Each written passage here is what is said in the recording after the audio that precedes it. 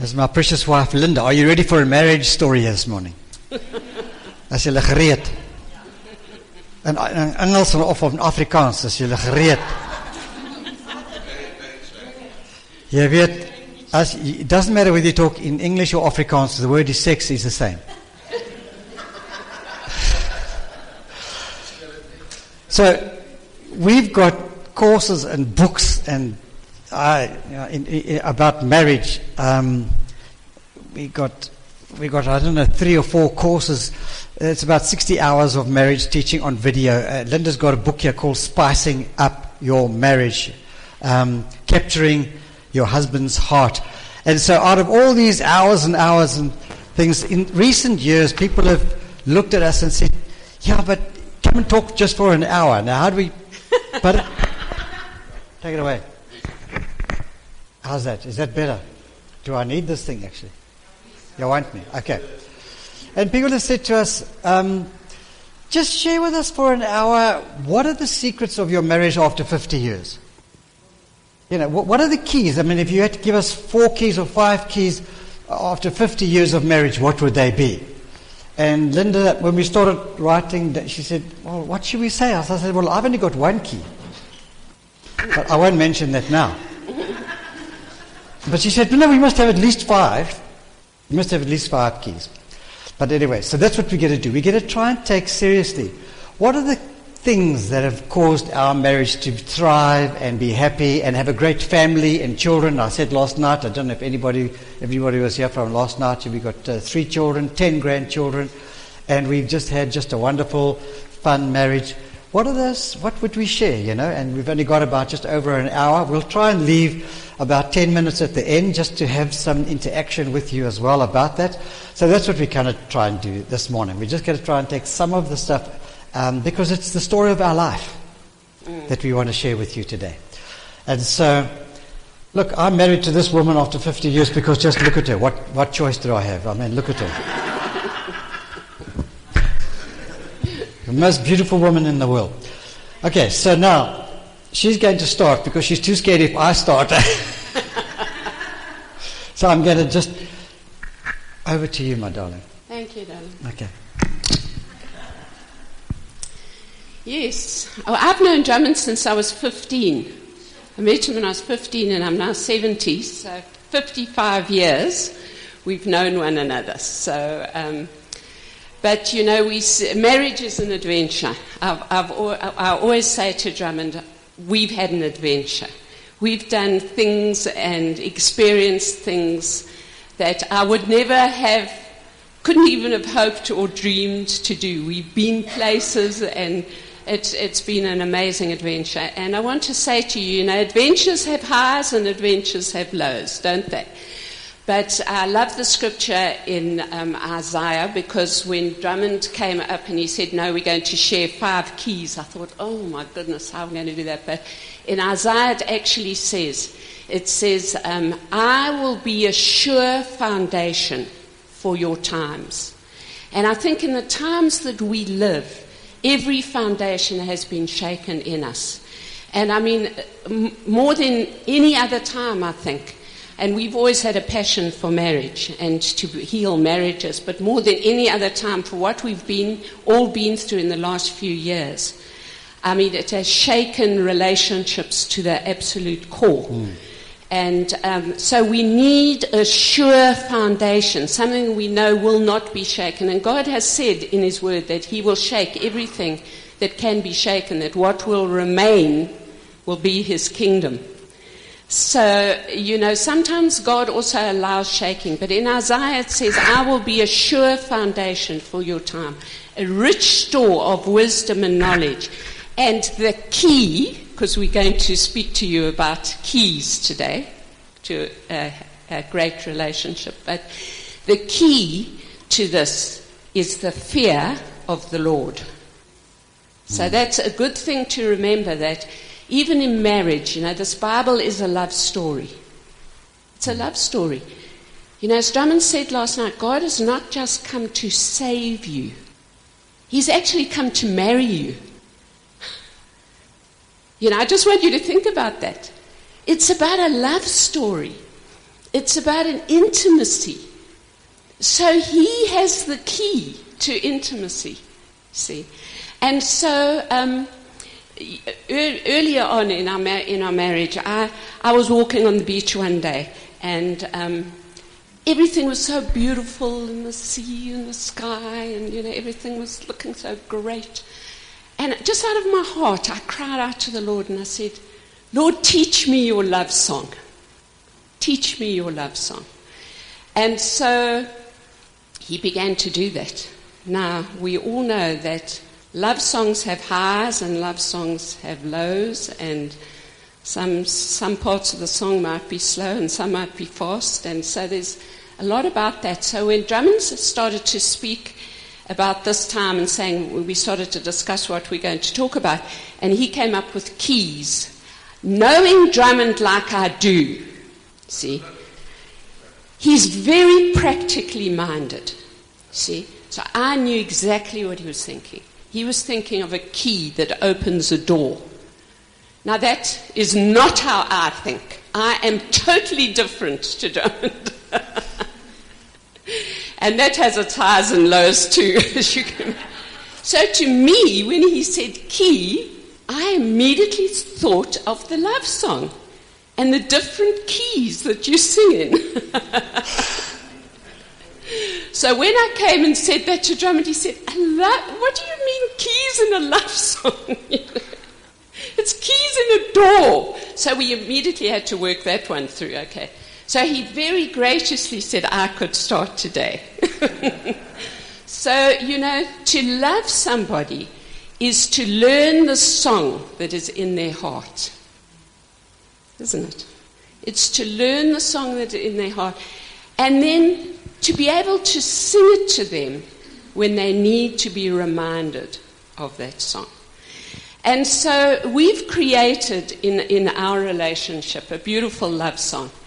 And it's got lots of verses and lots of different tones and all that sort of thing. But I want to talk to you to begin with about the love song, about all love songs, because when I cried out to the Lord and said, teach me your love song, he said to me, well, Lindah, you better start meditating on the Song of Songs. Don't know how many of you beautiful married couples have read the Song of Songs. I'm not going to ask you to admit if you haven't read the Song of Songs, because you better go home and read it if you haven't. Because to learn the love song, you need to meditate on that. So it's very, very interesting that the love song of all love songs, okay, of our bridegroom, because first of all, it's a love song with Jesus. And Jesus is the lover of our soul. He's the bridegroom. He's coming back for the bride, the church. See? So he knows about marriage. He knows about the love song. So it's a love song this way. And when you begin your love song this way, first, the love song this way works. It just does, see? Because we're drawing on that sure foundation of that. So I want to say, I believe God doesn't put things in the Bible by chance. Do you know what the first word of the song of all love songs begins with? Does anybody know what the first word of the Song of Songs is? I beg your pardon? No, not Arise. No. That is from Song of Songs, but that's a couple of chapters later. The first word is let. Do you know what the first word that God spoke in Genesis is? Let. So there's something very significant that we've got to learn from that word. Let. Okay? What does let mean? I want you to think about it.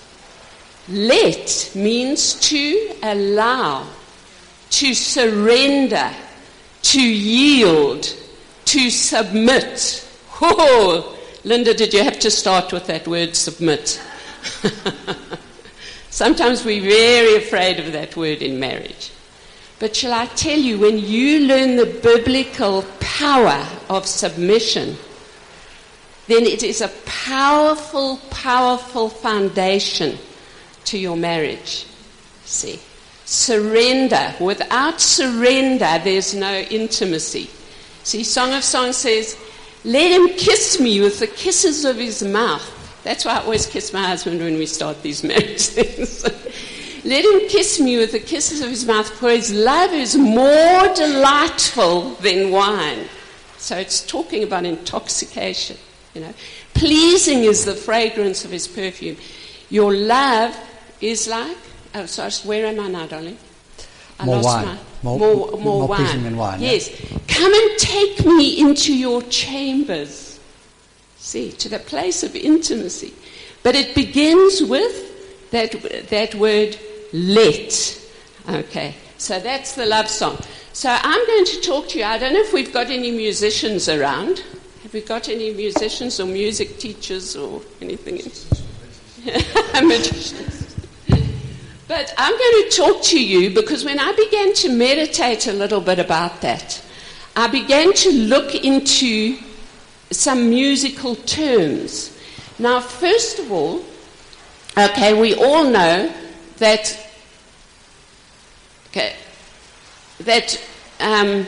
music, a music sheet, has 5 lines, doesn't it? On which the notes are written.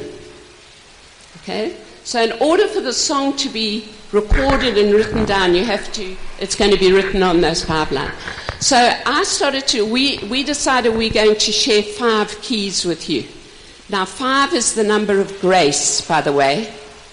So that's quite significant just all on its own. But in order to keep these 5 lines in check, okay, it needs a brace. Okay, and if we look at music, we see that it has a brace. So now in marriage, without this brace holding these keys together, the song's not going to sound too great. Okay, so I like to call this brace God's covenant. Covenant.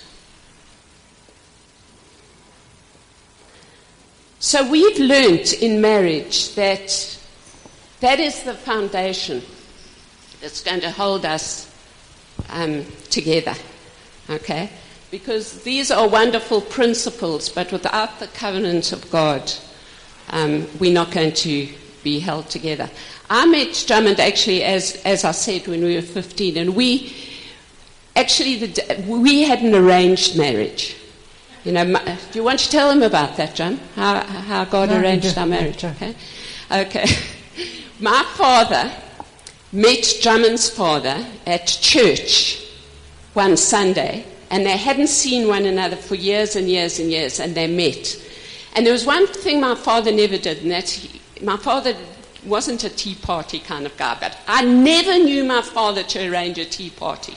But that day, for some reason, he said, when he met Drummond's father at church, he said to him, listen, why don't you come over for tea on Saturday and bring your whole family? And then he came home and he said to my mom and I've got 2 sisters, he said to us, listen, you all need to be here on Saturday afternoon because I've invited a friend of mine and his family around for tea.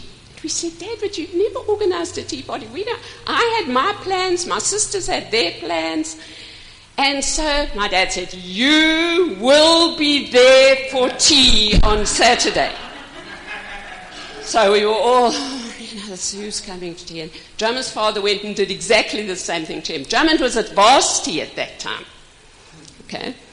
And so can you imagine his father coming home saying, you will come to tea with this friend of mine. He said, Dad, are you crazy, you know? So anyway, he was dragged off to my house and I was sitting there and I was 15 and... I'll tell that story. Okay, you tell it. Say that bit. This is very loud. Okay, is it better? It's booming. Yeah, so look, I was at varsity, I was at Wits, playing rugby. It was amazing. I think it was late Saturday afternoon because normally I'd play rugby. And I had a girlfriend, and arrived there, and there was Lindah sitting on the couch with her miniskirt up to here.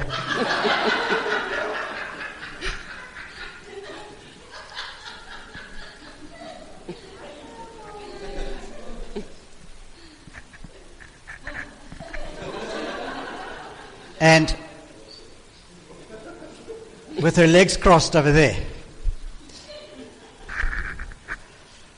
I said, hello. I started talking Afrikaans, you weet.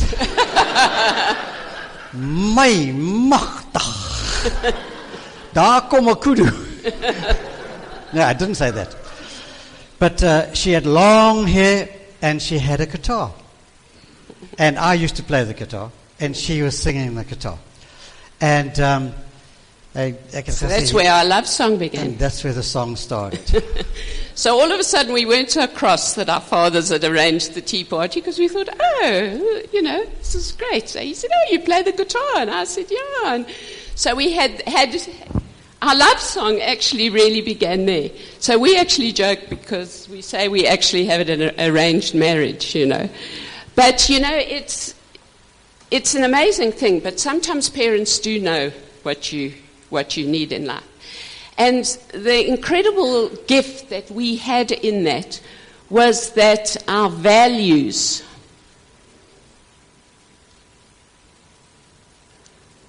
were similar. Now, this is a challenge. We often say to married couples, and especially the engaged couples course, we spend quite a lot of time on this, because we say you need to know what is valuable to your partner, what is important to them. Very important to write a list of your values, because that is what your marriage is going to be founded and rooted and grounded on. And so our marriage has always been rooted and grounded in God's covenant love. It's not that we were born again, in fact, when we met. We both went to church, but we didn't really truly understand what it was to have a relationship with Jesus at the moment. In fact, we ran the youth group together. And the funny thing is only years later, when we were married, did we actually give our lives to the Lord. Although at that point I was teaching Sunday school and Drummond was the leader of the youth group. But we had a form of knowing God, but we didn't have a love relationship with him. So very important to have those godly values. So we're going to talk to you about some of these keys. God actually says, that God has written marriage vows to us. In Hosea, he says, no longer will you call me Baal, but he says, you will call me your husband. That's what it says in Hosea. And he said, I will marry you in righteousness, in justice, in love, in mercy, and in faithfulness. Those are God's covenant marriage vows to us. Quite a beautiful analogy. And so we're going to talk to you about 5 keys that come out of those things. That have formed the lines of our love song. Now, it's interesting that in Song of Songs, actually, do you know that the analogy of a song and perfume actually are very similar? Do you know that in perfume there are notes? Did you know that? There's a high note of a perfume. I quoted to you Song of Songs. Your love is like a fragrance. It's like a perfume, she says to her beloved. But there are high notes, and you might know that when you first met, maybe there were some high notes. There were this total intoxication. We always laugh at engaged couples because they come and we say to them, "What do you love about her?" And we say to her, what are you? He's perfect. There's nothing. He is amazing. and tell us about her. Oh, she's so beautiful. She's so incredible. And we always have a little giggle about that because nothing's wrong at that point. It's the high notes. It's that intoxication. It's just, every time he phones and every time I speak, every time I see him and he can't do anything wrong. It's that intoxication. And that's important because that's part of love. And we need to carry on being intoxicated with one another. It's the high notes of the fragrance. But you know what? You can't just live in that place. Your love has to mature, doesn't it? And so just like a song has high notes, there are times when the song is high, and those notes are very important, okay? But you also need the middle notes. And so a song has middle notes, and so does the perfume have middle notes. And that's when we start getting a little bit deeper into things, in our relationship, okay? And those are the heart notes. And, like a perfume, do you know this first smell of a perfume only lasts about 30 minutes?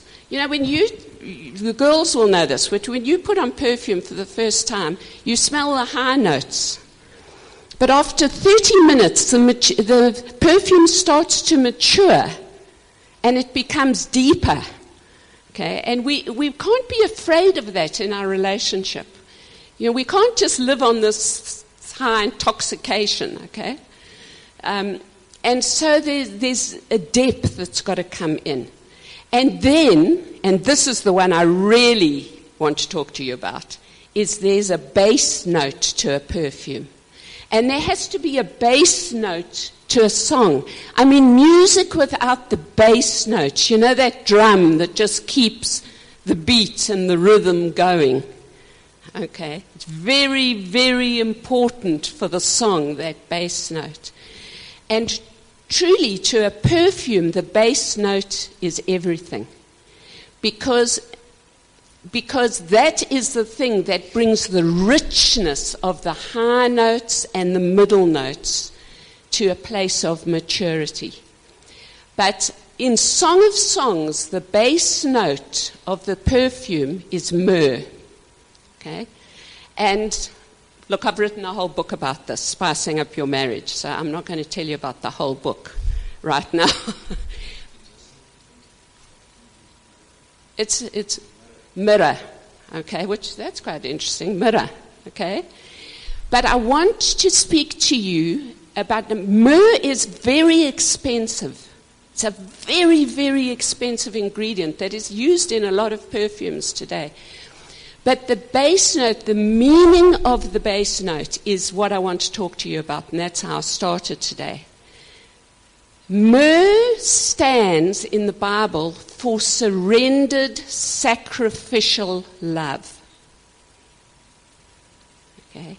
A yielded love, a serving love. You see? The lover in Song of Songs, she says, my lover is to me a sachet of myrrh between my breasts. Now, I know men like to lie between their wife's breasts. I can say that after 50 years, okay? Okay, but is your beloved a sachet of myrrh to you? In other words, sacrificial love, because that is the true meaning of love. It's not just what can you do for me, but it's what am I prepared to sacrifice to bring the fullness of the perfume of love out in you.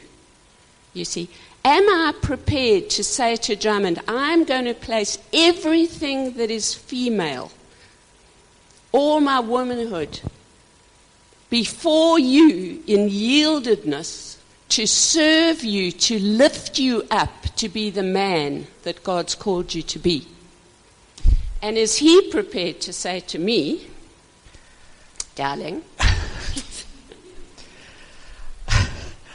Okay, so we're on this. We are. Yeah.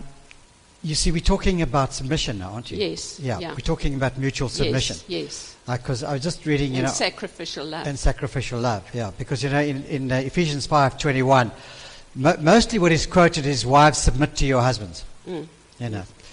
But it doesn't start with this verse before, We don't hear that one. Submit to one another out of reverence for Christ. Submit to one another. So what Lindah's already now talking about mutual submission. And it's the wife submitting all that is the female of God to her husband to cause him to become the man of God that he's destined to be. And it's the man, the husband, submitting all that is male of God in him, submitted to her wife to cause her to become the woman of God that she's destined to be. That is mutual submission. That is sacrificial love. And the incredible power of that is actually, as we mutually submit together, it causes a unity and a harmony and a flow and a synergy. I don't know what the word for synergy is in Afrikaans. Synergy. It causes a synergy that is so much more powerful than me doing my own independent thing and Drummond doing his own independent thing. When I bring the gift that I am to this marriage, to this union, and Drummond brings the gift that he is, okay, we are greater and bigger and more powerful than we are separated. So that's what marriage is. It's the two becoming one, you see. It's the power that actually comes from the Godhead, where God says, let us make man in our image. See? And so our marriages are called to be a reflection of the divine unity of the Godhead and the eternal marriage of Jesus Christ to his bride, the church. We are called to oneness. Now, how do we create this oneness when we're so different? I'm very different to Drummond. As I said, I immediately thought about keys in a song. He thought about keys in a door. Okay?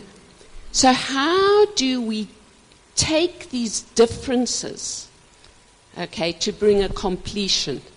Because, so often in a relationship, our differences separate us, don't they? They can separate.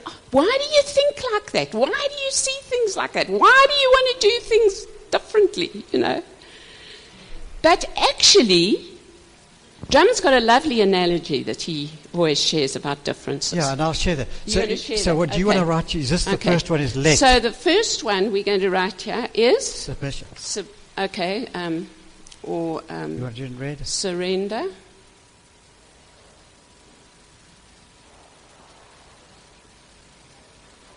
Or submission.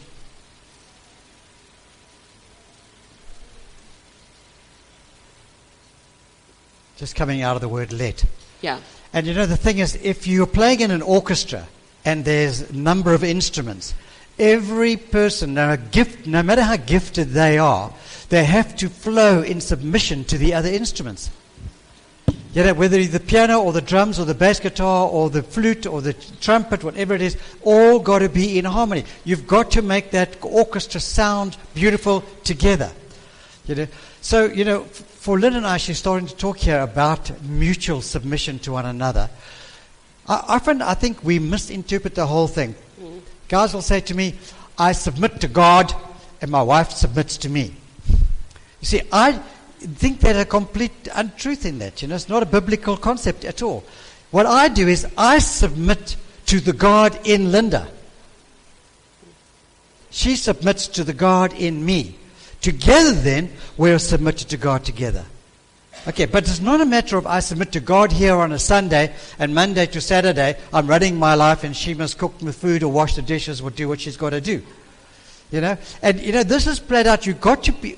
We went to Uganda once, ministered in Uganda, and we sat down at the pastor's table, and there were people coming all around, and the next thing, this woman arrives to my place with a plate, a tray, and she kneels on the floor. I'm not going to kneel. because it'll be difficult to get up. But she kneels on the floor with this plate. And I'm thinking, who is this? I said to the pastor, who's this person kneeling here next to me? She says, that's my wife. I said, but why is she kneeling, Pastor? He said, no, that's our culture. When the wife serves me, she must kneel on the floor and bring my plate. I said, well, it's completely ungodly. And I said to the woman, now you stand up. You are a child, daughter of God.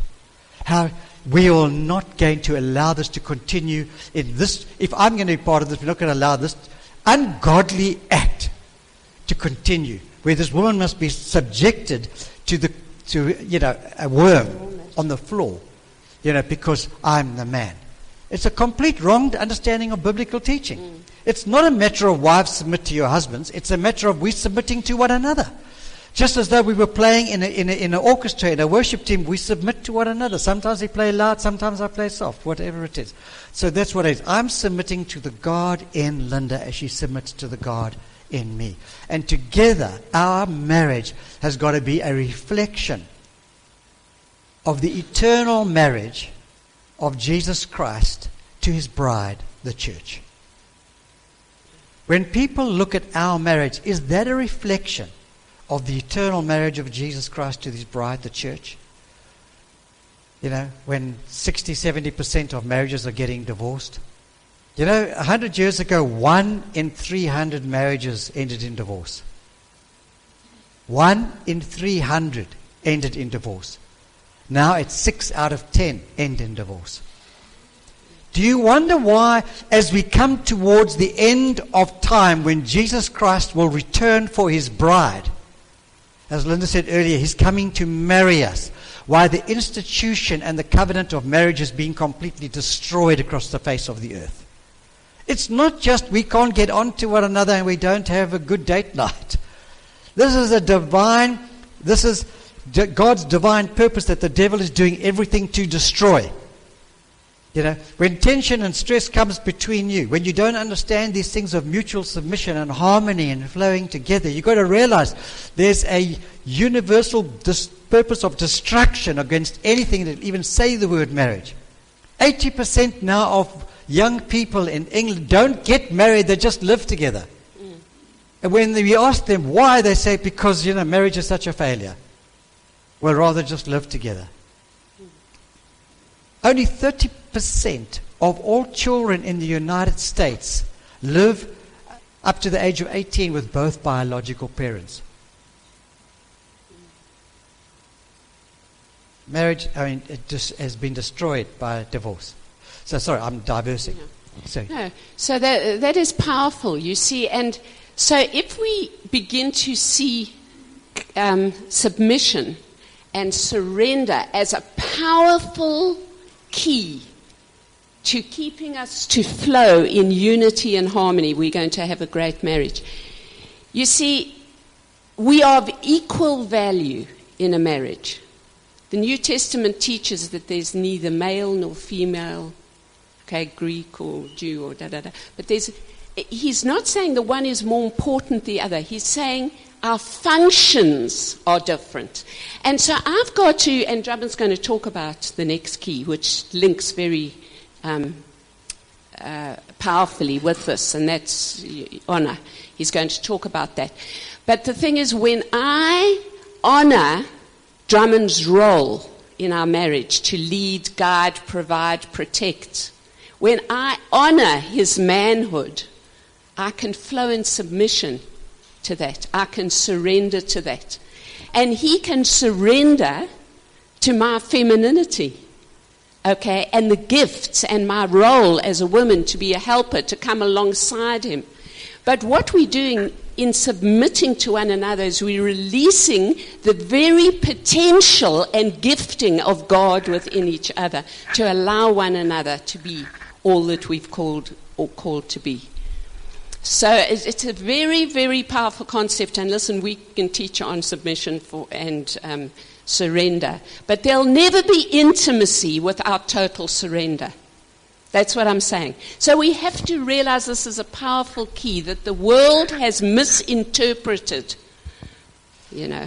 And so we've got to get back to what is our value and what is our biblical value. And Jesus Christ taught us very powerfully the power of surrender and sacrificial, submitted love for one another.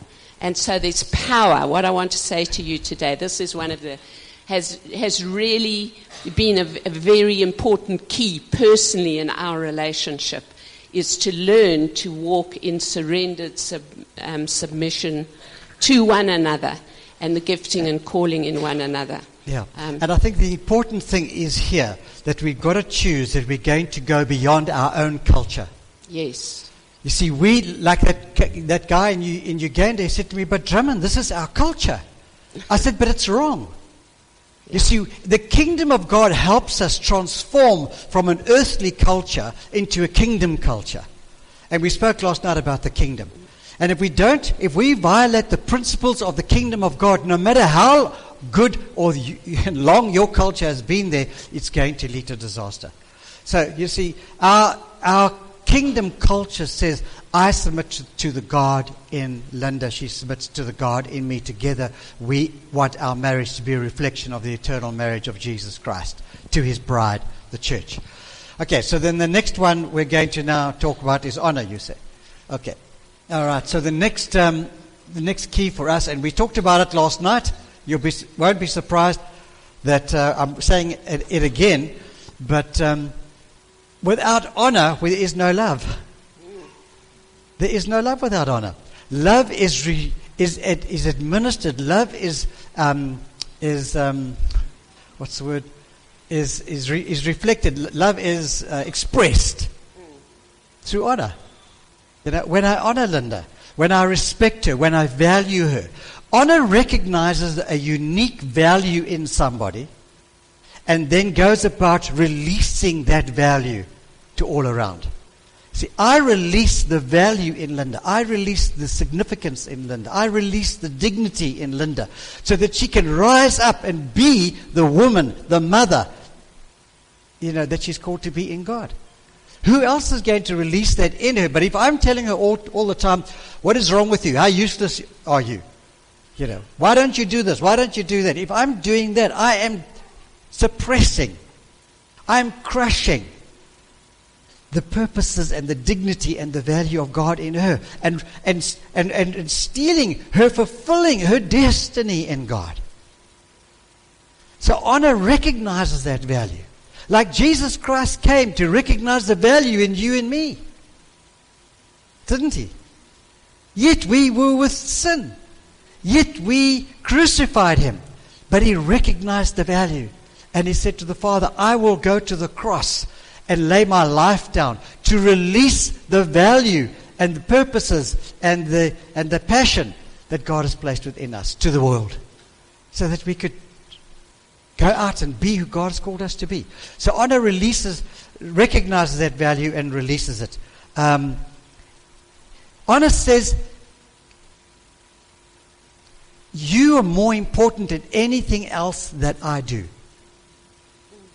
Now, in the daily life, people come to me, wives come to us, we've done thousands of counseling sessions, and wives will come and say, the thing is, I just don't feel special to my husband.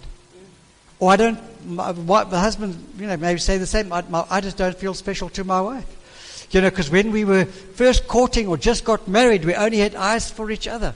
One woman said to me, she said, if my husband loved me 10% as much as he loves his new car, we'd have a great marriage. But he treats this car, he brings this new Toyota Land Cruiser, boy, he brings this thing and he washes it and he takes care of it, and she is completely ignored. When I spend my time 24/7 at work, and then playing golf all day Saturday, and then do all these kind of things, and then come home, and when I'm exhausted and finished, I've got nothing left to give, and saying, now let's be in love, I have not honored her. So how can she submit if there is no honor?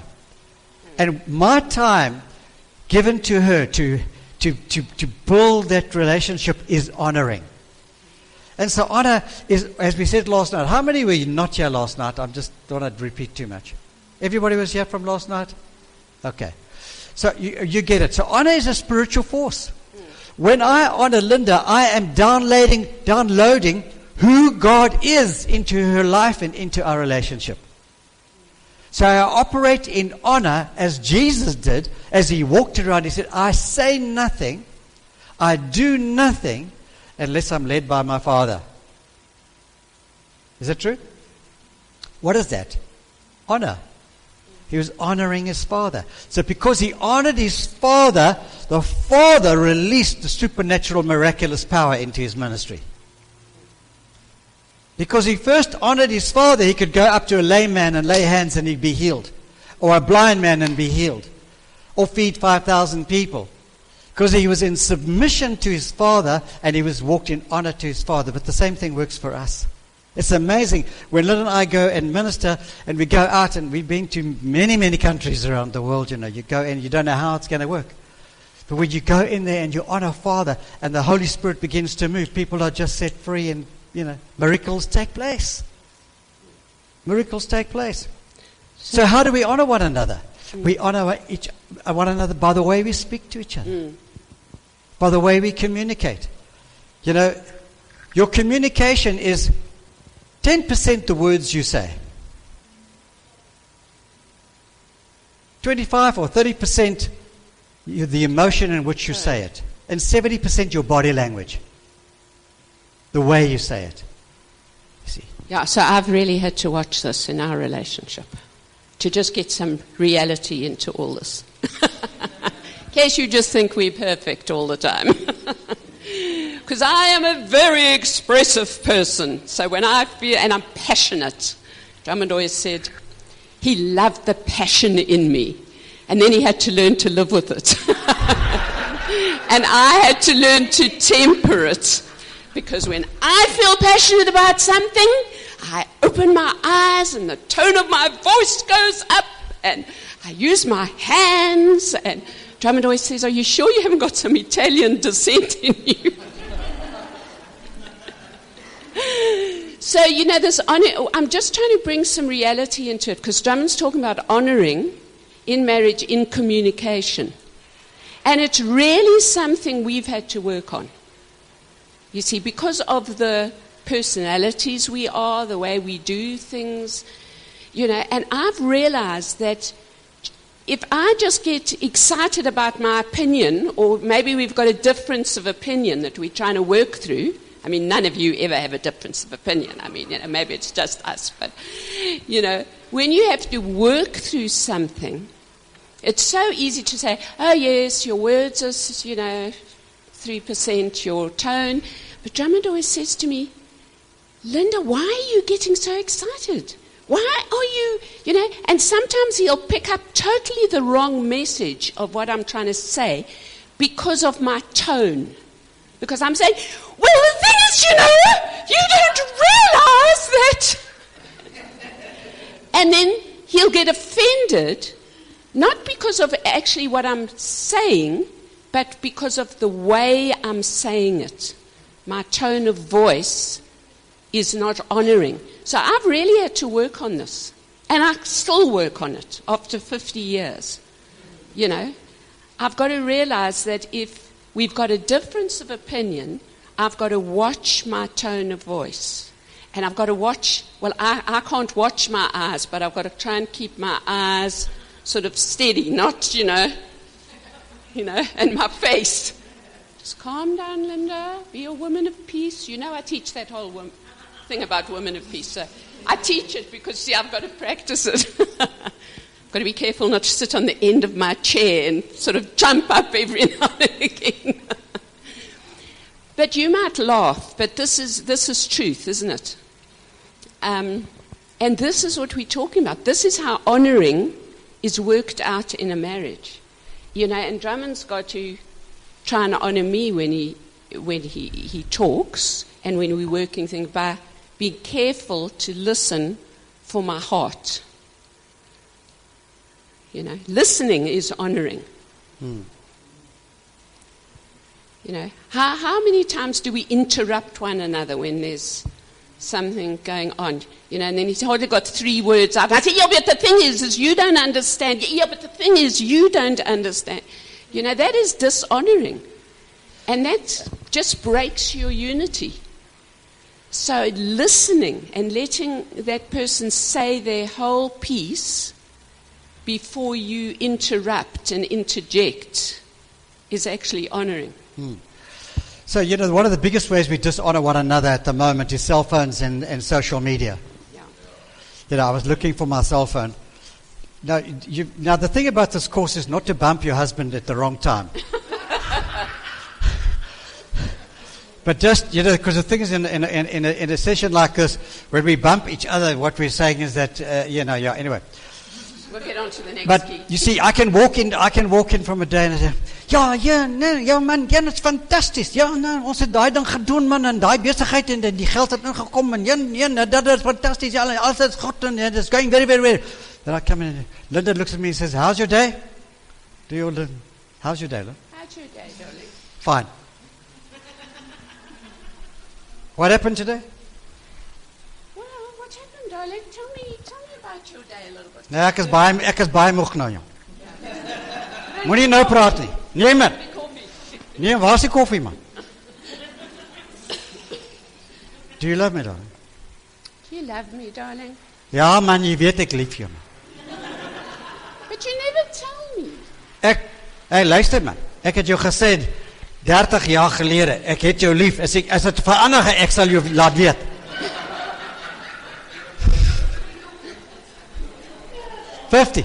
Yeah. 30 years.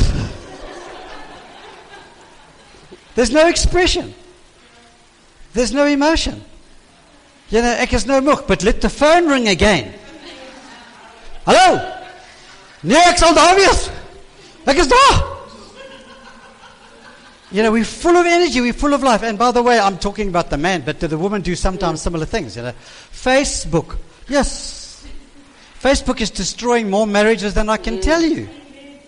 It's destroying more marriages because it's 5 minutes with each other and 3 hours a day on Facebook. It's 5 minutes with your children and 3 hours on Facebook. And I want to tell you something. Do not, when you walk in the door, put your phones in a basket and leave it there. Your children can't form a relationship. Put it on silent. Your children can't make a relationship with you while you're on Facebook. And what is Facebook now? Who had a birthday? Who went to tea? It's nonsense stuff. It's nonsense, really. It's not life-changing stuff. This is life-changing stuff. Facebook is going to come and go, but I'll tell you, there are people getting divorced because they have completely gone in different directions in social media. And the bottom line is this, it is dishonoring. Yeah. You know, there's things we've got to do on social media. I understand that. Then there's phone calls we've got to take. But the point is, I've only got so much energy. You've all got a tank of energy. By the end of that day, only so much of that tank is left. And I also say to couples, do not allow the world to drain every drop of your energy tank, that when you get home, there's nothing left for each other. You know, I want to say this to you, especially now COVID has really brought this to mind. And Lynn and I have had to face this. You know, we're going along in life. I said, you know what, Lynn, one of us may not be here in a month's time. We don't know. You know, you before you'd say, well, you know, in 40 years' time and 30 years' time, now I've got friends, they were alive on Sunday and the next Sunday they were dead. Some of them pastors. It's not a respecter of who you are and what your position is. And Lynn and I have decided we are not going to let the devil steal 1 minute of joy in our relationship. Moments of delight. 1 moment of delight. We're not going to let him steal it. So it's honoring each other in the way we talk and how we talk, the time that we spend with each other. You know, I can be in the house physically, but completely absent emotionally. You do that with our children. You know, that's why you've seen little children. But mommy, shh. But mommy, shh. But mommy, shh. Gaan bed toe. Now listen, we are raising up a culture of children who do not understand what honor is. Are you wondering what's happened in this nation when we just say, Look at the government. Look at the guys. They don't know how to do this. They don't know how to do this. You know what I look at? Where did these people come from? They were raised in broken families without honor, without dignity, without value, without responsibility. This is a manifestation of something that's taken place. And it's not just people in government. It's people across the board. I'm dealing with top businessmen in the nation where billions have been stolen left, right, and center. There's just no sense of honor anymore. So honor for us has been a very, very strong thing to keep us together. Yeah. How we respect each other. And I'm sorry to interrupt you. I just, when Drummond said, looking at Facebook and not paying attention to one another. Attention is honor. In Song of Songs, the love song of all love songs, the lover constantly says to his beloved, he says, "You are so beautiful, my darling, you have dove's eyes." And Drummond always said, I always remember, he always said to me, "I married you because you believed in me. You adored me. You set your eyes upon me, So instead of looking at everything else, we hardly look at one another. We hardly acknowledge one another. We don't look into one another's eyes. We don't, when we talk to one another, we're busy, as Drummond says, on the phone. But it's to acknowledge and look and gaze and believe in one another that is so important and so honoring. Yeah. Okay, so that's honor, and we really can go on. Got a whole book on honor, just on honor. And what's the next one we're going to do now? Mercy. I see. Okay, Linda's changed the order around No, you can do it, I thought. this morning, but that's fine. It's like when I said there's 5 keys, Linda said there's 5 notes, and I said, what notes? And she said, what keys? You know what I mean? Now I'm just learning the points as we go. So once again, we spoke about mercy last night. But mercy is so important in our relationship because we are going to have to, you see, we all have expectations. Sometimes the expectations are completely unrealistic. Sometimes, Linda is tired. I am tired. Their children have had this situation and there's food to cook and all kinds of things.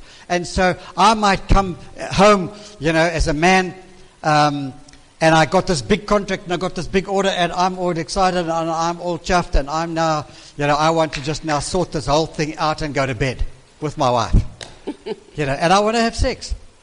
And I look at her and she has had a heck of a day, and she is tired and she's exhausted. I've got to be merciful. I've got to be understanding. I've got to be tolerant. I've got to look at, well, listen, this is happening. How can I help, Linda? Oh, look at the kitchen. Pots and dishes all over the place. So before That doesn't happen in our kitchen, does it? It used to. Oh, I see. Long ago. Many years ago. Many years ago. I see. Before you learned to wash the dishes. Yeah. So then, mercy might be just coming in and then just cleaning up and cleaning the floor, washing the dishes, or doing something for the children, or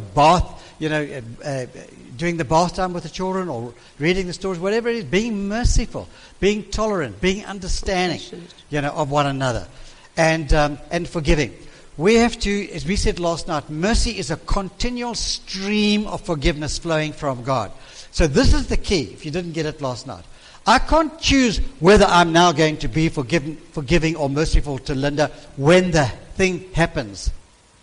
Now, I had this expectation, she's going to look all pretty, we're going to go out to dinner, we're going to go and have a fun time. Now she says we can't. I can't choose, now I'm at this point in time. Or she gets excited about something and starts doing this, and I think, that's not, my mercy started at covenant. My mercy has got to flow from the moment we stood before Jesus Christ at the cross and said, this relationship is going to reveal your flow of mercy continually. We will bathe each other in mercy continually. If you learn nothing else today, learn this lesson. So that river of mercy is flowing from the throne of God. If you read Revelations, and we've got a whole book here on it, it flows from the throne of God through the cross into my life, out of my heart, then towards it, like streams of living water. So we are living together in rivers of mercy because we don't know what situation is going to come up when. So the mercy is continually flowing. So Linda knows that she lives with me in mercy. There's no fear in our relationship. There's no, well, am I going to upset Drummond? Am I going to... No, of course we're human beings. Something might happen that's a disappointment. But she knows she lives in mercy. I know I live in mercy. Mm-hmm. And by the way, one of the biggest traps is disappointment. Yeah. You see, we say, well, we're living in mercy, we're not judging each other, but I get disappointed. Disappointment is the door that leads to judgment. Mm. I get disappointed because, she's not dressed right, or she didn't give me enough time, or I was on the phone too much, or whatever happens, we get disappointed. When we get disappointed over and over again, then we start looking for fault. Yeah. Then we decide, then what happens is, you see, if it's the woman, maybe she goes to her mother or she goes to her friend and says, "Jy weet wat sê hy gedoen het nou." You weet wat hy And then you see, if it was like my mother, she'd say, "I told you not to marry that woman. He's juster, she's juster." Be careful who you go and share your disappointments with. It feeds a fire that wants to destroy you.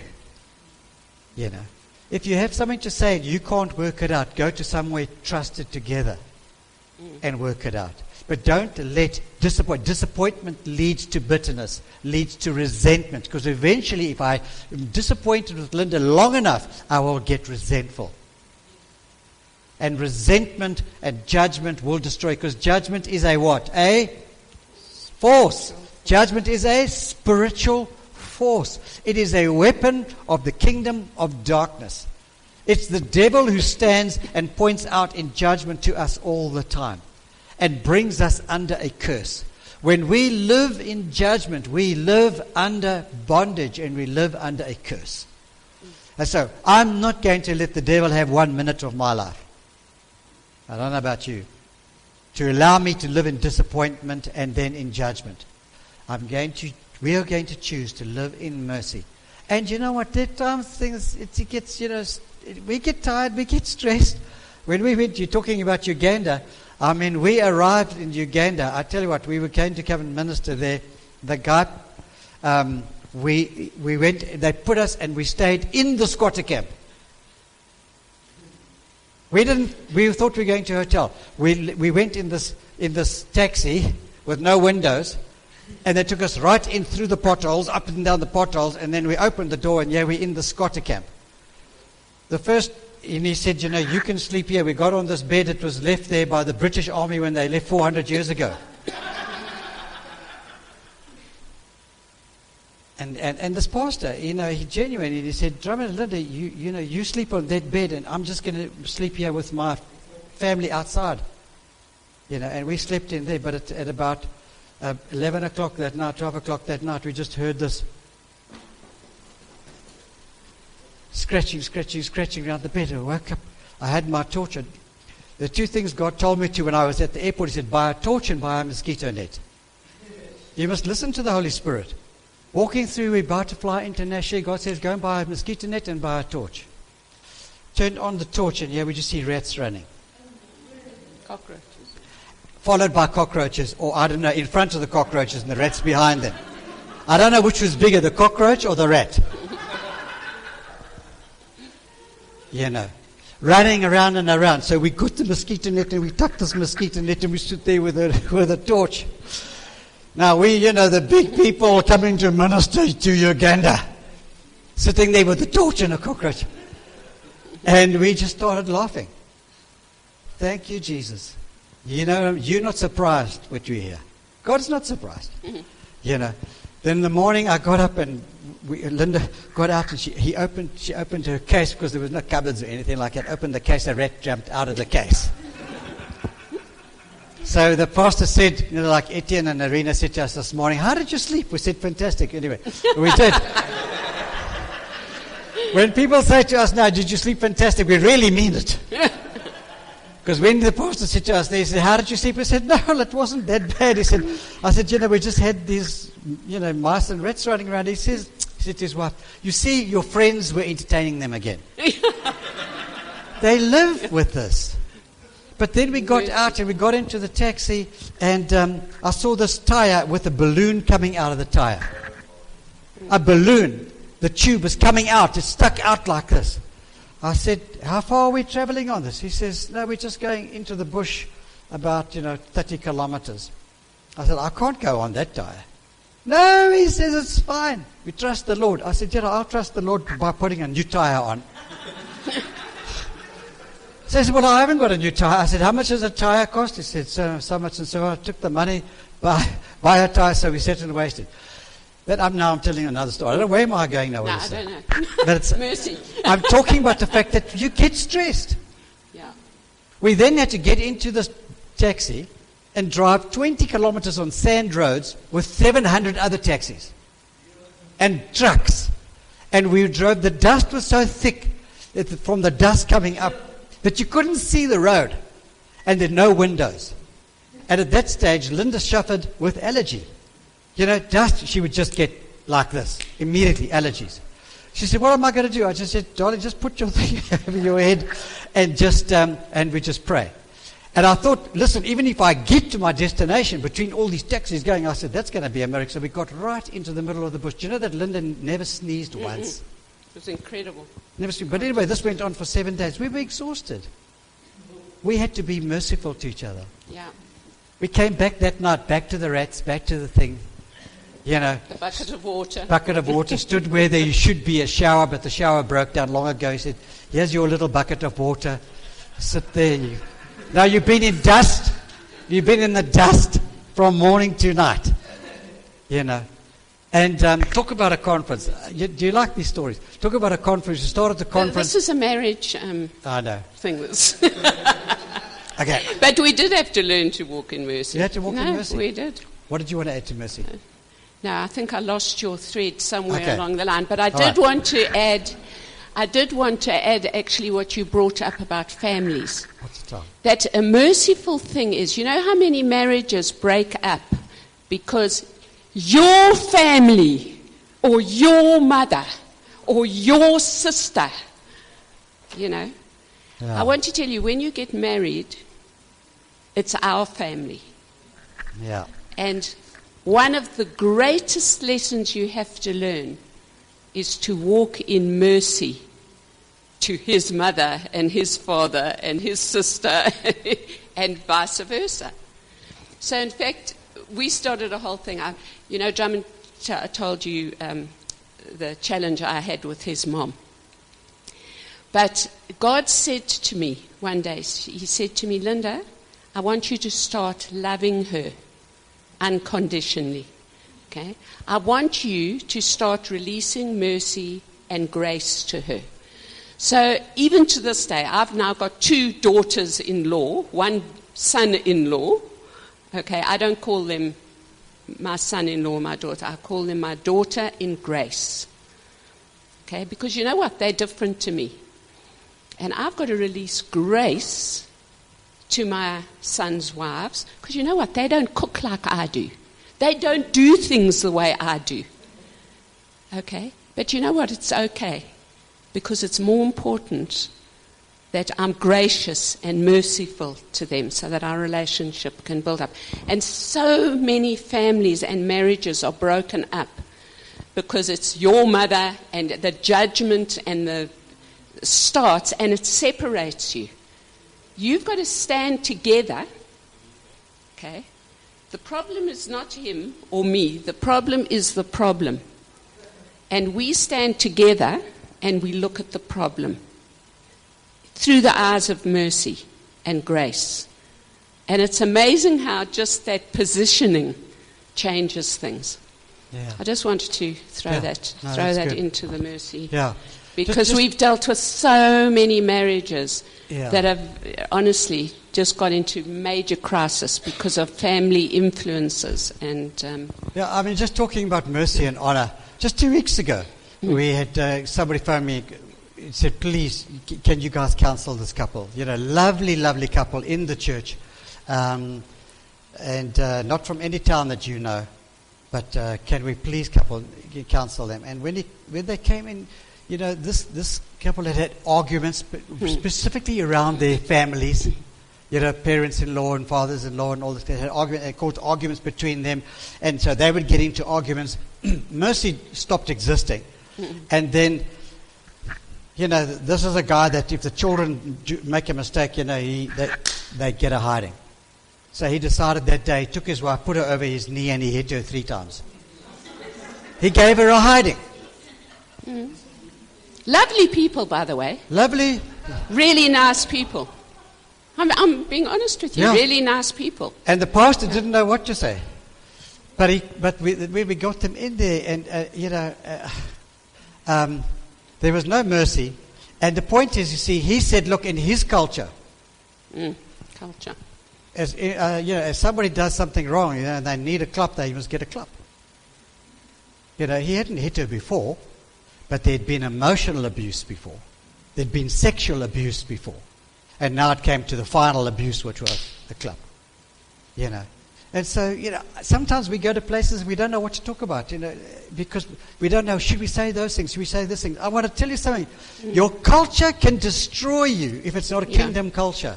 Then I want to say to this guy, where do you find the biblical, spiritual truth to be able to do a thing like that? Yeah, but she irritated me. I'll tell you something. Well, then I had to... sometimes I counsel with a big stick next to me. And I will show you what culture is. You know what I mean? That's what I want to do. But we've got to learn to honor each other and merciful other. Honoring will never do anything that in any way will harm or put my wife into a place of fear. That's why I said last night, with people, premarital couples, what are the key things when they say to us is they're getting married but they're having sex together? And mostly they are. We talk about, do you know how to honor each other? We don't say stop having sex. We say learn to honor God and to honor each other. And we talk about honoring. And it's just incredible. It's so delightful. Then engaged couples, and they come back the next time, and then we say, how are you going? And they said, yeah, well, he's now sleeping in this room, and he's now moved out, and she's now moved out. And because you know what, people understand that we need. And if you start your relationship with honor, honor will carry you all the way through. We don't violate each other. And then we want to talk to you just about friendship. Now, this seems so simple.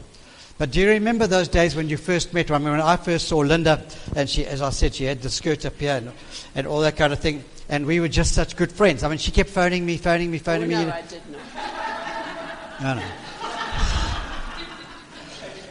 But we were always thinking, what can we do together? Where can we go together? Those days we used to have normal phones.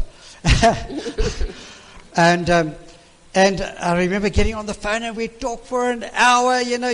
Once you were on the phone, you didn't even pay by the minute in those days. You just paid. You just one call, and I'd talk, and tomorrow and the next day, and then goodbye. And you say goodbye first. No, I'll say you say goodbye first. No, I'll say goodbye. No, you say goodbye. Eventually, my father would come after and say, "Somebody say goodbye." Somebody, But are we going to go for a picnic? We were always thinking. Going for a walk together, going for a milkshake together. There weren't Spurs and all those fancy things in those. Which, do you know what I'm talking about? Now, where's your friendship? And we'd always have one milkshake. One milkshake. And that, by the way, has continued in our marriage. To this day, my children, if they take us out or something, they say, Mom, you can have your own pudding. You can have your own milkshake. You can have your own. Still to this day, they laugh at us because it doesn't matter what I have. Drummond says, can I have some of yours? No, we don't. We share together because the thing is, if we're going to share... It's all right, Mercy, darling. You can share my pudding. If we're going to share an ice cream together or a milkshake together, we've got to be very close and look at each other because I want to see how much she's having. You know what I'm saying? In the beginning, I used to say to Lindah, she said, let's share. And I said, okay, darling. And then I just drink the whole thing. She said, what? But you drank the whole milkshake. I said, I had my half. My half was the bottom half. But, seriously, because when we share, we look at each other, we touch each other. It's an intimate relationship. So it's friendship. Now, we haven't got time to be friends. Your relationship was built on friendship. Fun times together, walking together, hiking together. I remember many years ago, are we not into camping and things like this? But at the time, even then, going out and going away for a hotel, it costs a lot of money. So we decided, let's go camping. We still lived in Joburg. Gert is going to know the story.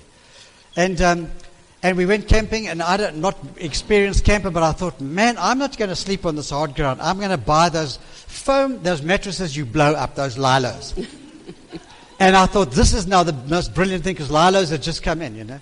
And I blew this thing up. We were up in the Magaliesberg, and we found a stream, the small little stream, the grass there.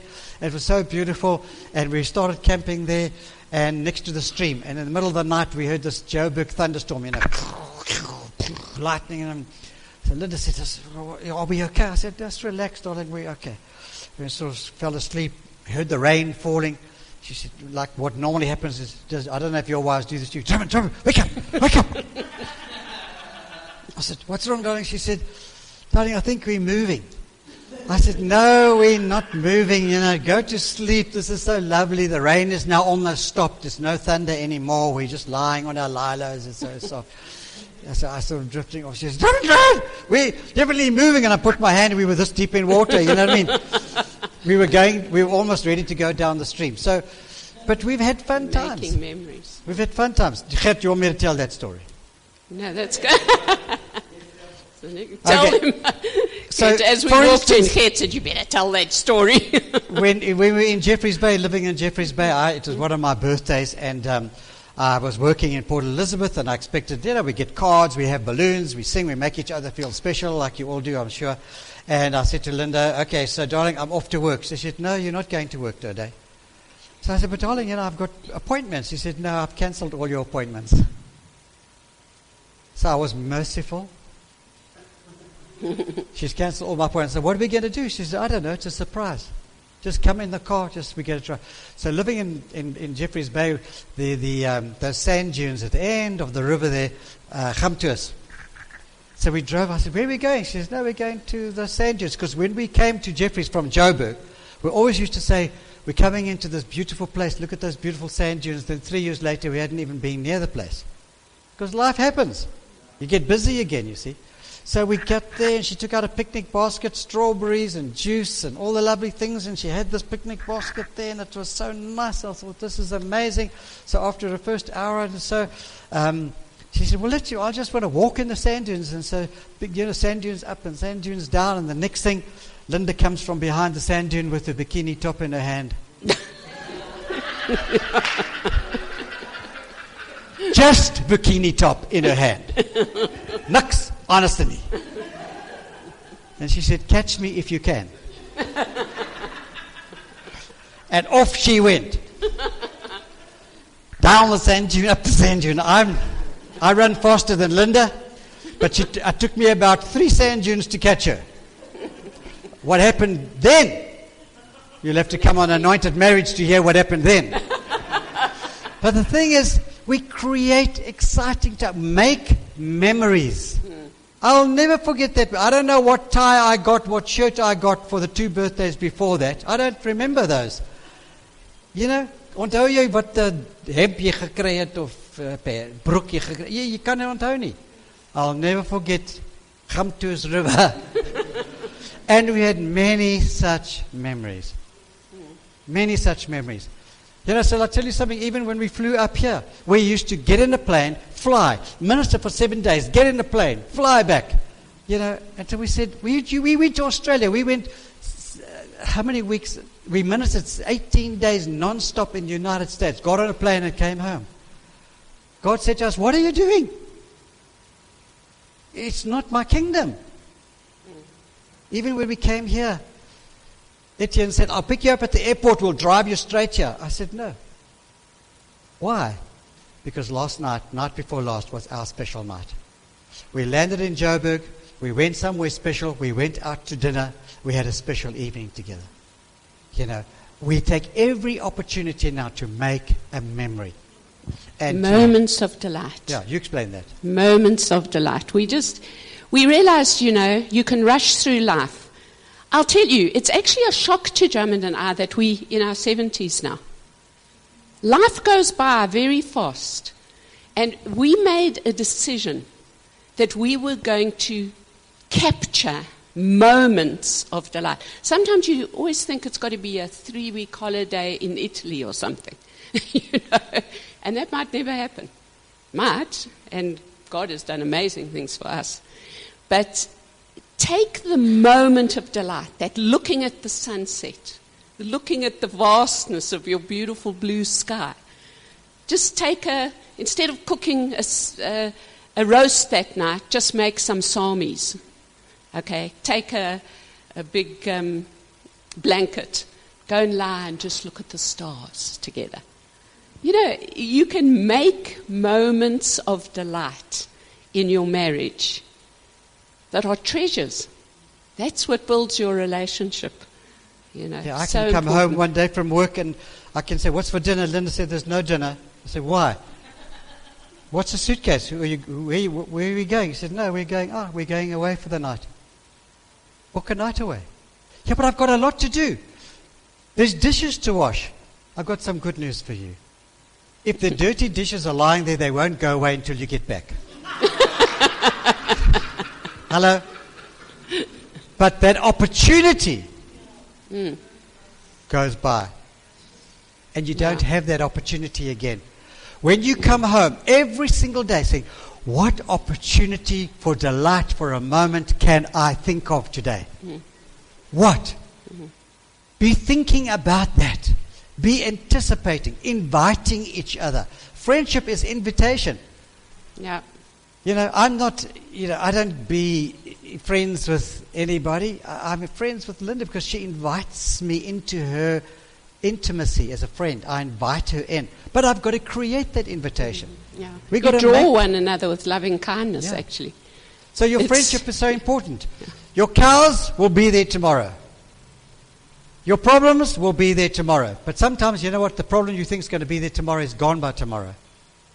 You know, when you are walking in the grace and the mercy and the honoring and the delight of God, God just sorts things out. Supernatural. You know, we believe God for miracles. Isn't it amazing? If we came here and said, "Anybody crippled, come up here, let's pray for you," and you walk out. That's a miracle. I tell you, the greater miracle is for you to walk in joy. It's an everyday miracle. You don't often see, lame people walking out, blind people walking out, seeing. But I'll tell you that this miracle is a miracle every day. Do not give the enemy 1 hour of your joy, of your peace. That's what we've decided. So that's our friends, our friendship. And there's kindness in that. Be kind to one another. Speak life-giving words to each other, hope to each other, encouragement to each other, and just simple acts of kindness. If Lindah gets up and she needs to do something, it's done because I went and did it, or vice versa. It's just being kind. Real acts of kindness. You can never... You see, God is kind. Yeah, love is kind. Love is kind. The Bible says love is kind. Love is kindness. And so when we are kind to each other, it's not, well, I'll do this, but I'm being who God is. It's honoring. Okay. Take a deep breath because we'll end up with the last key now. And we're going to talk about the S for sunshine.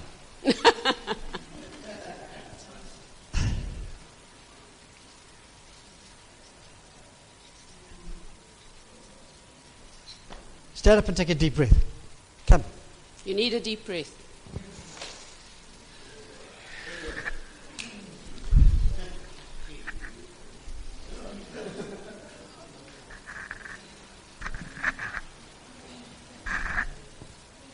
Okay, can I sit down in this? Yeah.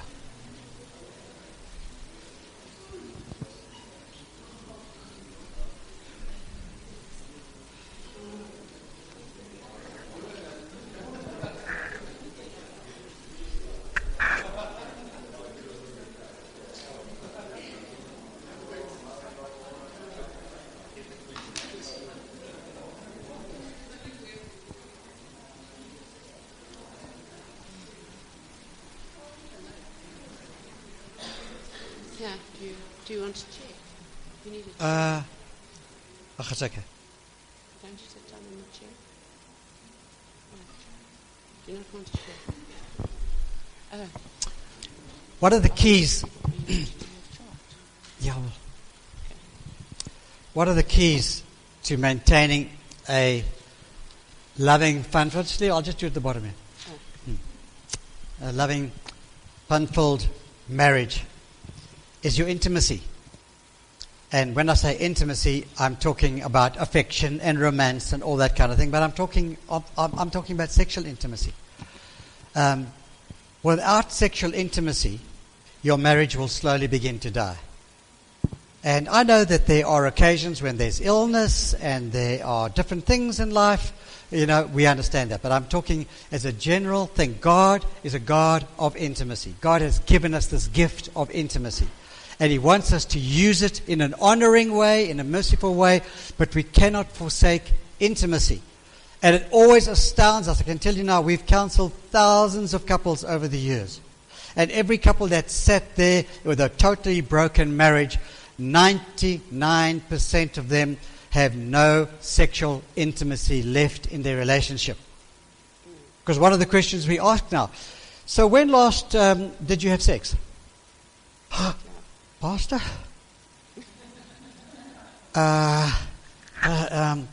Ek weet nie, dit was laas, ek dink het was laas Kersfees, jy weet.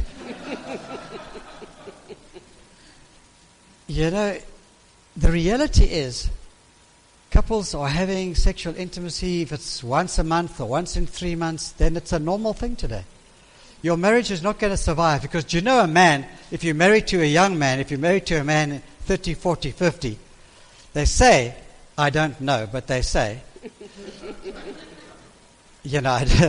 that a man has a sexual thought every 30 seconds.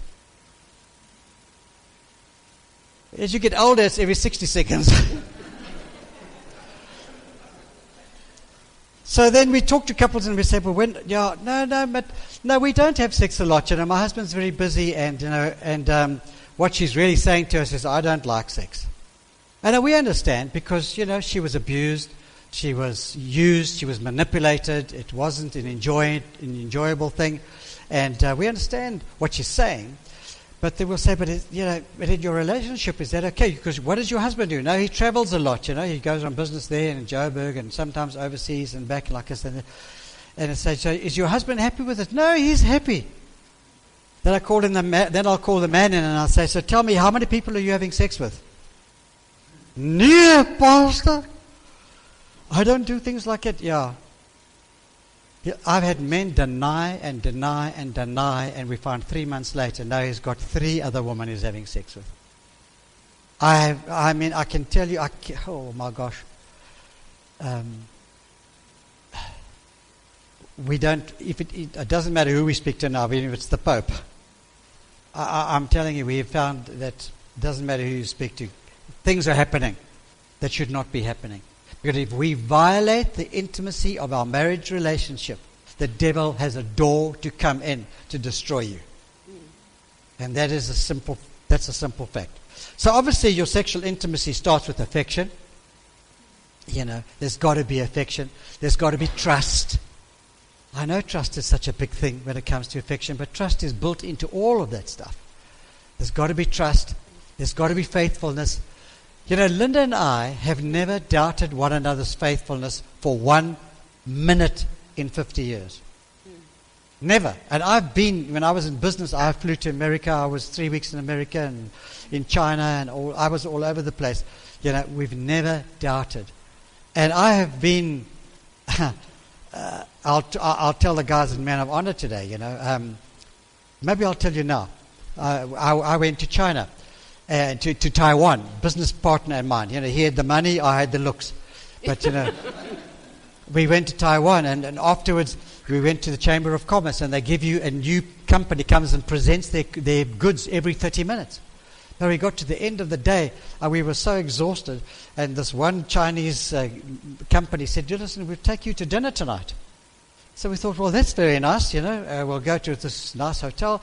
Took us to this 5-star hotel, beautiful, everything, sat down at this beautiful table. And we sat next to each other. Oh, no, Mr. Robinson, you sit here, leave one chair, and your friend is sit there, leave one chair. So we thought, well, there was no social distancing then.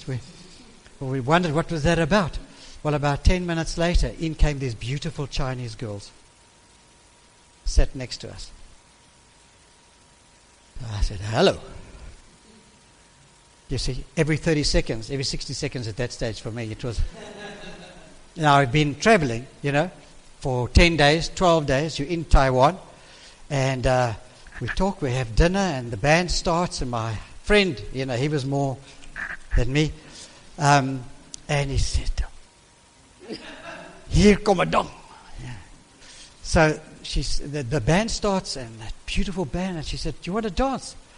And I said, "Yeah, no, we want to dance, because now I'm intoxicated, with this whole thing." And I get onto the dance floor, and God says to me, "What are you doing?"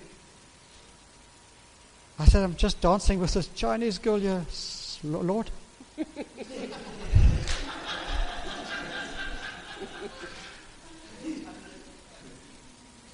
I said to her, sorry, because my legs, I couldn't move, my legs.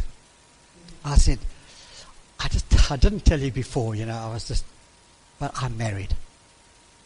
"Oh," she said, "where is your husband?" Your wife. Where is your wife? Where is your wife? I said, "My wife is in South Africa." She said, "Oh, she's far away." Far away. She'd been paid, $1,000. I mean, this was not casual stuff. This was like serious money stuff. She's far away. She said, "Just relax." She said, "Would you like to go to your room?" I said, No, we'll stay here for a while." She said, "But just relax. My friend is saying, this is perfect. We're in a 5-star hotel. These beautiful girls. He said, this is perfect. Maybe it's God, Listen, you say that as a joke. I've had people tell me it must have been God. That's how deceived you can get in this area. So I started, this is very nice. And my legs loosened up, and I started, I thought, no, this is quite massive. I'm dancing now, God said again, "What are you doing, Drummond?" I said, my friend looked at me. She said, "Our wives are far away." We started talking Chinese to each other.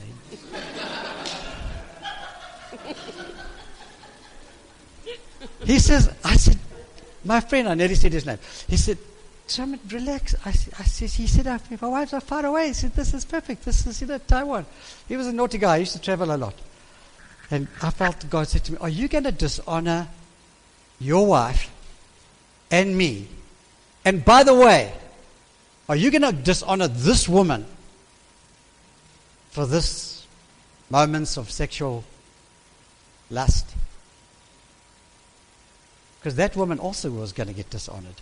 Well, now she had sex with other men, but I was the one who was going to dishonor her. Never mind my wife or my children. And I tell the story now, but sorry, I haven't got this book. But when I wrote this book, Men of Honor, I haven't got the Men of Honor. I left it here. Mine front ear. When I wrote this book years later, I wrote this book 8 years ago, and I wrote it.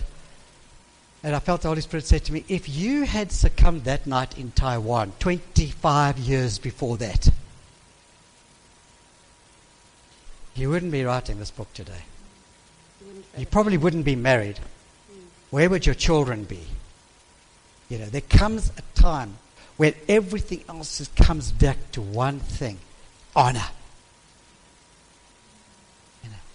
And you have to answer that question. So, I'm talking about affection. I'm talking about honoring sexual intimacy. We're talking about touch. Never let a day go by without touching each other. Holding hands, tickling. I just find every single day, either if I'm going to sit and watch TV, then I'm going to sit and tickle Lindah's back, or she's going to tickle my back. I say in anointed marriage, slip your hand into your husband's shirt and tickle his tummy. One woman said to me, "Nee, gaan dit nie doen nie." I said, "Why not?" She says, "It's going to lead to sex." I said, "Of course it's going to lead to sex. What do you think? It's beautiful. It's wonderful. I'm not saying it will always lead to sex, but most times. But tickle each other, touch each other, be affectionate to each other, be gentle with each other. That's all part of sexual. There must be desire for each other. We do a whole thing in anointed marriage. Gert knows, and I'm going to steal this thing, Gert, because, read Song of Songs to each other. You husbands that don't know what to say. Sorry, I didn't put my phone on. I must cancel this thing here. Read Song of Songs. "Oh, you are beautiful, my love. If you don't know what to say to your wife, get in front of her. Sit next to her and say, "You are beautiful, my wife. Your eyes are like doves behind your veil. Your hair is like a flock of goats." I'm reading from Song of Songs, chapter 4. "Your hair is like a flock of goats coming down from the washing. Your lips are like a scarlet thread." Just gently, touching her hair and her lips. "Your neck is like the Tower of David. Your two breasts." What's this indicated? No. It's all in the Bible. I'm not reading a disgusting thing here. It's disgusting if I'm not reading it to my wife. "Your two breasts are like two fawns, twins of a gazelle that feed among the lilies." She says to him, "Come into my garden, my husband, my lover." There's some quite hectic stuff here. "Come blow upon my garden. Let its fragrance waft into your nostrils." She says to him, "My beloved is more your." Anyway, I'm not going to go. But so you can read intimate stuff to each other. You don't have to watch TV to be sexually stimulated. There's beautiful stuff in the Word, that we can read to one another, and we can be affectionate. One more thing. Okay. Song of Songs for the girls. Okay. You inspire them.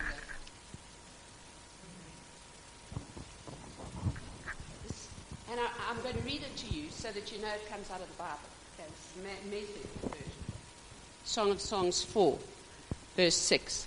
"The sweet, fragrant curves of your body, the soft, spiced contours of your flesh invite me, and I come and stay until dawn breathes its light and night slips away.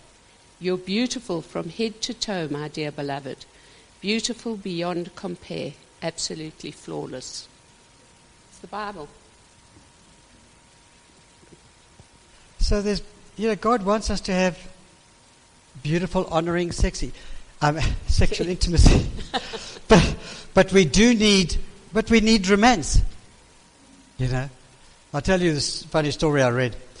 See, the husband is not well and he goes to hospital, and he gets diagnosed, and eventually the wife's sitting outside. The doctor comes in. She says to the doctor, "So, what's wrong with my husband?" She says, "Your husband has a severe stress nervous disorder. And in this current situation, within a few months, I'm afraid to tell you, he will die." So she said, "Oh no, that's terrible news, doctor. What can I do?" We said, "Well, there is something that you can do." She said, "If you take him home and you cook him a lovely meal every single day, morning, lovely breakfast, and then you massage his back, and lunchtime you give him a lovely salad and massage his feet, and nice dinner, no chores, he doesn't have to do any things around the house, never nag him, never say anything unkind, always be sweet, always be gentle, and oh, by the way, make passionate love to him every day for an hour. If you do that, he will be totally restored. He'll live for another 20 years. So the wife went into the ward where the husband was lying on the bed. And he said, "Darling, what did the doctor say?" She says, the doctor said you're going to die." Now you spoilt it. So, but we need romance. Do you know, the thing is, where's my, romance, it's the affection, it's the touch and all those kind of things, and it's the luring. I would say that, I didn't fall in love with Lindah because she was sitting there in grandma's gown. I fell in love with Lindah because she was inviting. You said, "Do I need a chair?" I said, "I don't need a chair." But you know what I mean. Don't worry, Cooks, don't worry. She was there, I see these girls walking up and down the mall.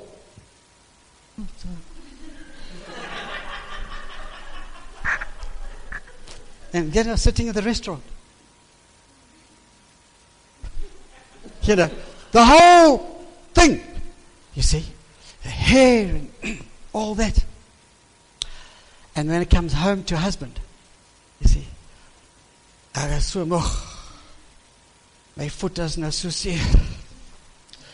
Alles is moeg. And where's the romance? There's got to be an inviting. I remember with Lindah, when we started off, and I said, but darling, and when we first got married, and she would come to bed, it was just 3 strings. 2 strings here and 1 string there. That was all. It's just a tiny little string.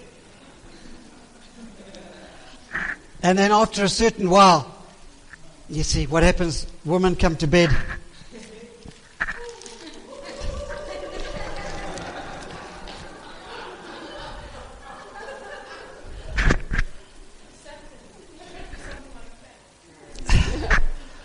Ja, hier is 'n kort en my ander is lang. And fail. Hello, darling. I got such a headache. The first baby vomited all over the side here. The second baby vomited on the side. The gown came from her mother's mother. It was passed down from generation to generation. The curlers are just sticking out the one corner here. Hello, darling. The teeth are already out for the night. What happened to this invitation? What happened? Where's the romance? You've got to keep the romance alive. In your 20s, in your 30s, in your 70s, until you die, we will be romantic. So, where should we make love? Well, don't make love in the same place every single time, every Friday night. You know what I mean? It's Friday night, darling. You've got to be romantic. Go somewhere special. Go and do something that causes the romance to come alive. Here she comes. Can I rescue myself? Because the greatest enemy of romance, and men say to me, yeah, the thing is, I'm just not that type. Oh, that's this thing I moved this thing. I'm just not that type. I say, nonsense, man. You were romantic when you got married. What, is he romantic when you first courted? Was he romantic? He wasn't. Just as well you're sitting on the front here tonight. And you're coming to Men of Honor afterwards. You're going to get a new husband. But I look at all these men. They were so romantic. Here's this big tough guy, rugby player, prop. What's those big prop guys? Some of those Afrikaans guys, When he can be romantic, goes and sees this lady sitting there in this beautiful dress. He grabs the flowers. There's no flowers for me to grab. He grabs the flowers and he says, hello. Don't I know you from somewhere? He's got these roses in his hand. I mean, he's nearly broken the roses in pieces because it's like, he's a rugby player. But he's got these roses. He knows, I'm going to be romantic now. Otherwise, this woman's not going to look at me. And he just says, let's just take you for a walk and let's go look at the moon together. Can you imagine what are some of those big rugby players? Huh? Os, going to look at the moon. But they did it. We did it. Take the moon. Go, look at this beautiful moon one and look at you. And I just think, I'm reminded of this poem, Roses are red and violets are blue. I'm in love. What about you? We can be romantic, but then the enemy of romance is boredom. The same thing, the same way, or nothing. I'll take Lindah to a candlelight dinner. I remember in the beginning, Lindah loved candlelight dinners. Then after 5 years of marriage, I'd come home and she has candles burning and no lights. And I said, well, I can't see the food. Turn the lights on now. This is my stupid years. When I didn't understand the value of romance. If your wife wants to have candles, then do it. Go and participate in it. And go and find different places where you can go and be romantic together. Go out and share a milkshake.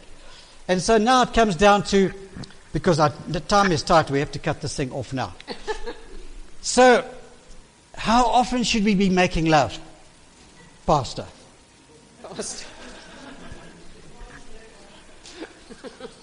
Well, in your ages of 20 to 30, about 5 to 7 times.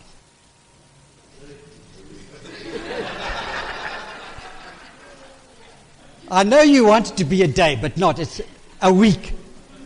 5 to 7 times a week. In your 20 to 30s. Then in your 30 to 40s, 4 to 5 times a week. 40 to 50. Are you 3 making this up? 3 to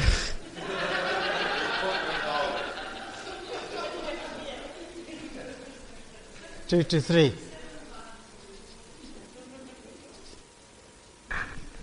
60 to 70. I used to write one.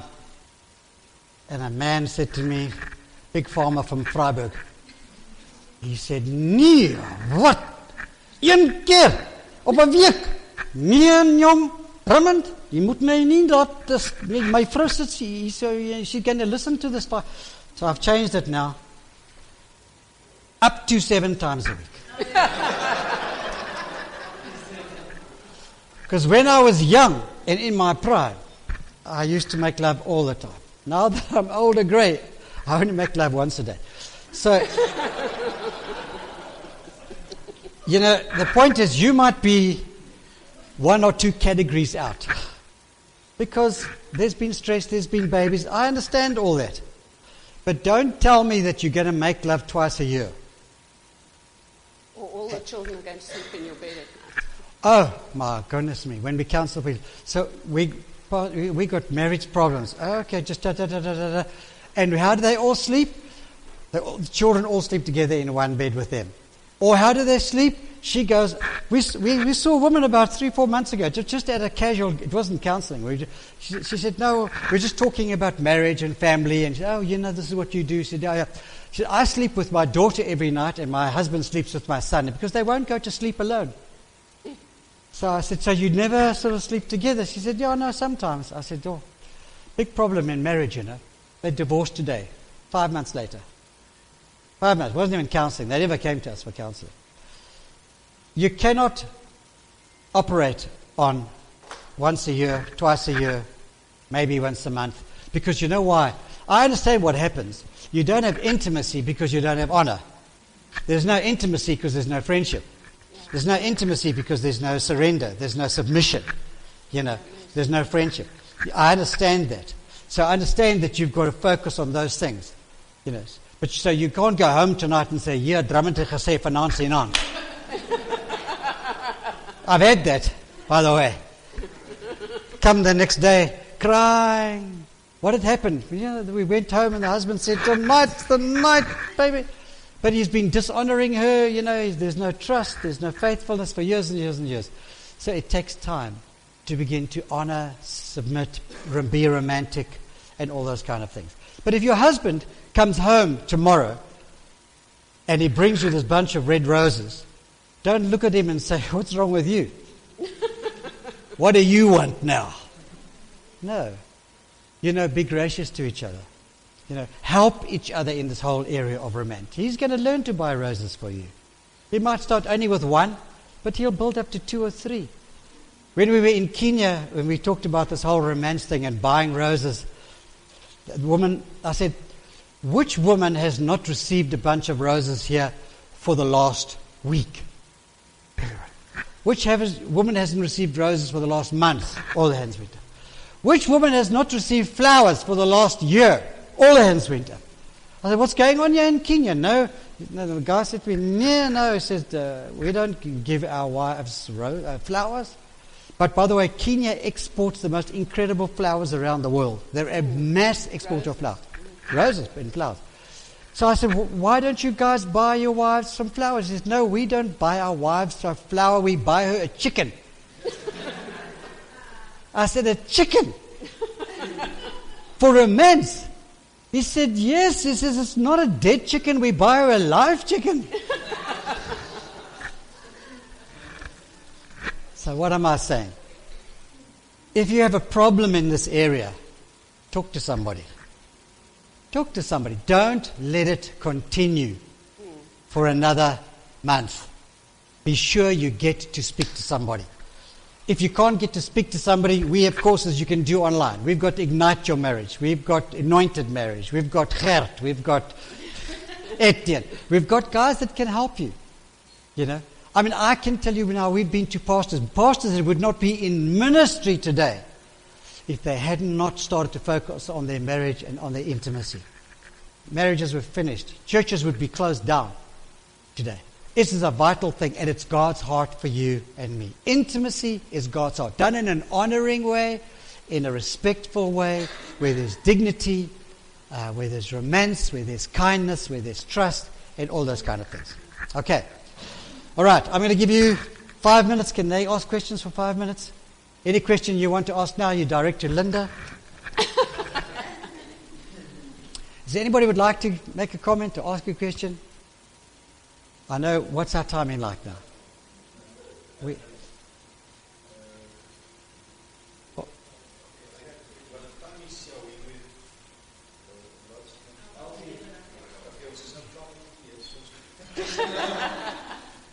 Well, would you rather have tea or sex?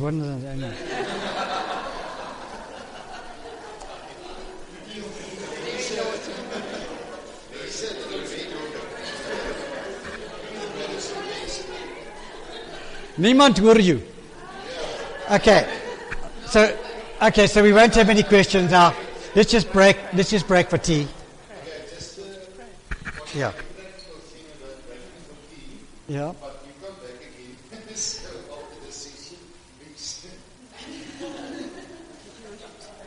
Oh well. We might just pray for the couples. All right. Father, we just thank you for the couples that are sitting here because their hearts are to grow and develop their marriage relationship in you. And I thank you, Father, that the keys that we've shared, the thoughts that we've shared, is something that they can go home with and they can build on. Father, I pray there would not come any judgment between and any disappointment between these couples, but they would go saying, this is a new day, it's a new season. And Father, I thank you that you would breathe your fresh breath of hope and of life into them, that they would just be empowered by your Holy Spirit to begin to walk in mercy, walk in honor, walk in mutual submission. Father, I thank you that your blessing would come as they come into agreement, as they come into unity, as they come into harmony. Your blessing would come upon these couples. Father, I pray that even as they've been standing and praying now and seeking you for breakthrough in their lives, whether it's with finances, whether it's with a job, whether it's with children, whether it's with illness, Father, I pray that you would honor, that you would meet with them, Father, and that you would bless them in the name of Jesus Christ. I just think as I was praying, I want to say, don't take these things and go and sit and wait for the other person to do something. You go and start doing what God is calling you to do, you know. And I want to say this, when we have seen couples come into unity, I've had couples come through our courses and they haven't had a job for a year and they haven't had finances and they never had a holiday.